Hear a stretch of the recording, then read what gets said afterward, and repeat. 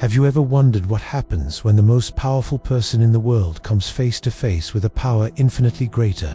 Let's dive into the astonishing story of King Nebuchadnezzar, a tale of immense pride, a shocking fall, and an even more incredible restoration. Imagine being Nebuchadnezzar, the ruler of the mighty Babylonian Empire. His kingdom stretched across the ancient world, a testament to his military genius and architectural ambition.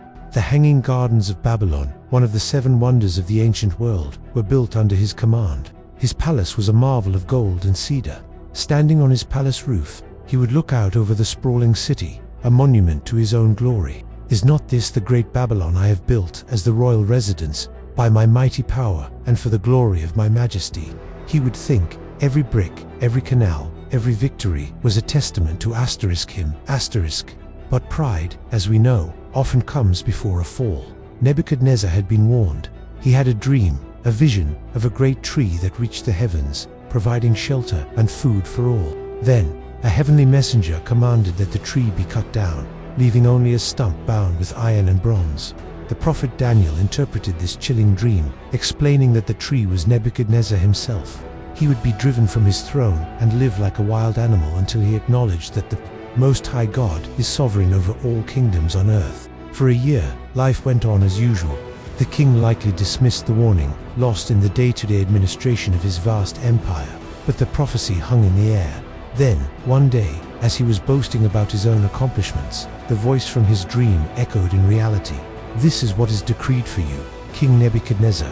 Your royal authority has been taken from you." Immediately, his mind snapped. The sophisticated, all-powerful king was gone. In his place was a man stripped of reason, driven by primal instinct. He was cast out of his own palace, away from the finery and the flatterers. His home was now the open fields. He ate grass like an ox. His hair grew long and matted like eagle's feathers, and his nails became like the claws of a bird. Can you picture the desolation? The man who dined on the finest foods now grazed in the dirt. The man who wore royal purple was now exposed to the elements, his body soaked with the morning dew. This wasn't just a political downfall. It was a complete stripping of his humanity, a public and profound humiliation. For 7 long years, the world's most powerful man was no man at all. But the stump in the dream, bound and preserved, signified hope. His kingdom would be held for him.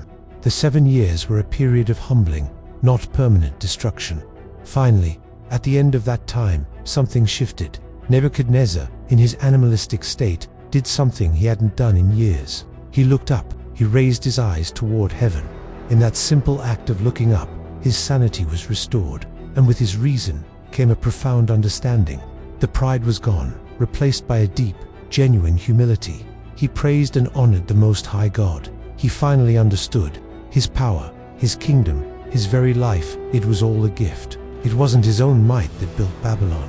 It was the allowance of a sovereign God who sets up kings and deposes them.